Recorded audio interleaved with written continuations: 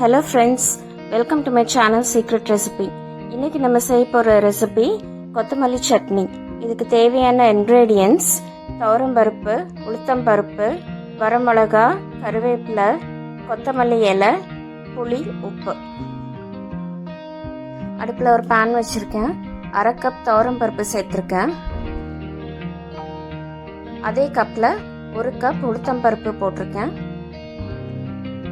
4 காஞ்ச மிளகாய் சேர்த்துருக்கேன். உங்களுக்கு தேவைப்பட்டால் நீங்கள் பச்சை மிளகாய் கூட சேர்த்துக்கலாம். 1 கொத்து கறிவேப்பிலை, இதெல்லாமே சேர்த்து நம்ம ட்ரை ரோஸ்ட் பண்ணிக்கலாம். நான் இதுக்கு ஆயில் எதுவுமே சேர்த்தலை. உங்களுக்கு தேவைப்பட்டால் நீங்கள் ஆயில் சேர்த்துக்கோங்க. பட் நான் ட்ரை ரோஸ்ட் தான் பண்ணுறேன். ஆயில் எதுவுமே சேர்த்தாம தான் நான் டீப் ரோஸ்ட் பண்ணுறேன். இது கோல்டன் ப்ரௌன் ஆகுற வரைக்கும் நல்லா நம்ம டீப் ஃப்ரை பண்ணணும். ஃப்ளேம் ரொம்ப ஸ்லோவில் வச்சுக்கோங்க. நீங்கள் ஹையாக வச்சிங்கன்னா சீக்கிரமாக கரைஞ்சிரும். ஸோ ரொம்ப ஸ்லோவாக வச்சுக்கோங்க. ஸ்லோவாக வச்சுட்டு டீப் ஃப்ரை பண்ணி எடுத்துக்கலாம்.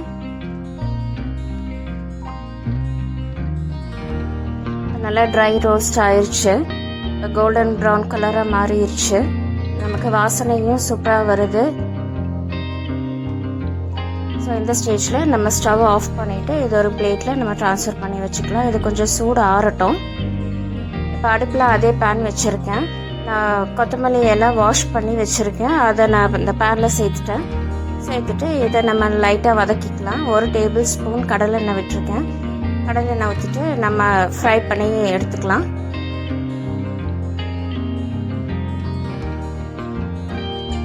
மல்லித்தலை வதக்கும் போது அடுப்பு கொஞ்சம் ஸ்லோவாக வச்சுக்கோங்க. ஹை ஃப்ளேமில் வைக்க வேண்டாம், ஸ்லோவாகவே வச்சுக்கோங்க. கொத்தமல்லி இலையில் இருக்கிற தண்ணியெல்லாம் நமக்கு ட்ரை ஆகணும். ஸோ ஸ்லோவாக வச்சு நீங்கள் வதக்கிக்கோங்க. மல்லித்தலை லைட்டாக வதக்கினா போதும். ரொம்ப வதக்கணுன்னா நமக்கு கலர் மாறிடும்.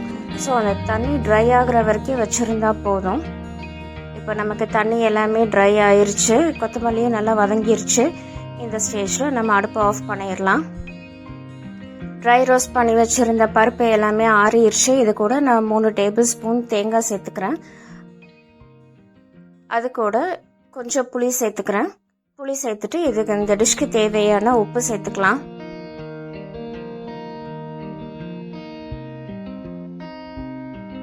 சேர்த்துட்டு இதை நம்ம ஒரு ஜாரில் போட்டு ஃபஸ்ட்டு கோஸை அரைச்சி எடுத்துக்கலாம்.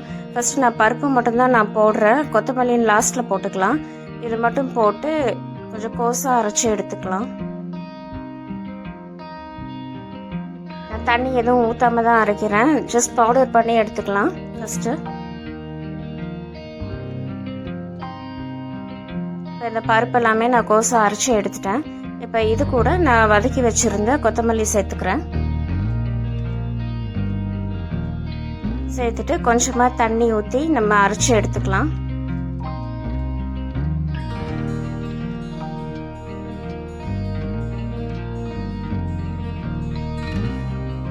சட்னி அரைச்சாச்சு. இப்போ நம்மளோட கொத்தமல்லி சட்னி ரெடி ஆயிடுச்சு.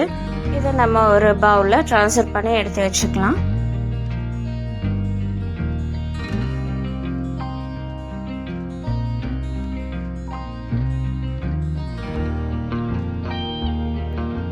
இப்போ நம்மளோட கொத்தமல்லி சட்னி சூப்பராக ரெடி ஆயிடுச்சு.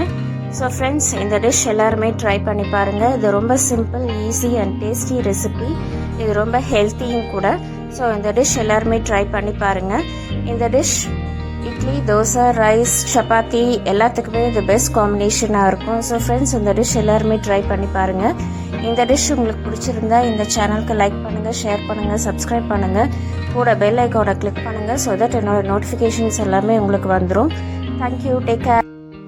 பாய்.